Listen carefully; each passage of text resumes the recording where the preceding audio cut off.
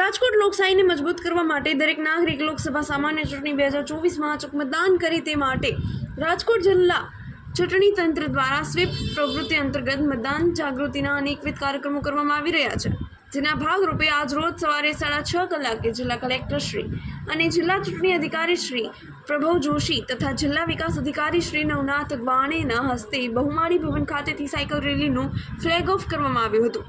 આ તકે કલેક્ટર શ્રી પ્રભવ જોશીએ જણાવ્યું હતું કે આજે વહેલી સવારે રાજકોટ શહેરના રાઇડર્સ સાથે મતદાન જાગૃતિ માટે સાયકલ રેલીનું આયોજન કરવામાં આવ્યું છે। સાયકલિંગ એક હેલ્ધી એક્ટિવિટી છે, તેમ લોકશાહી માટે વોટિંગ પણ એક હેલ્ધી એક્ટિવિટી છે, એટલા માટે નવતર રીતે નાગરિકોને મતદાન કરવાની પ્રેરણા આપી રહ્યા છીએ। મતદાન કરવા, અચૂક મતદાન મારું વચન, દેશ માટે 10 મિનિટ, વોટ રાજકોટ જેવા પ્રેરણાદાયી સ્લોગન સાથે 8 કિલોમીટર સુધીની આ સાયકલ રેલીમાં Rajkot cycle club, rotary club of midtown library, rotary club of Rajkot prime, rotary club of Rajkot metro, rotary club of Rajkot, Rajkot rider club, Rajkot શહેર જિલ્લા ભારત સ્કાઉટ અને ગાઈડ સંઘ અને મહાત્મા ગાંધી સ્કૂલ સહિત વિવિધ ગ્રુપના 150થી વધુ સાયકલિસ્ટો જોડાયા હતા।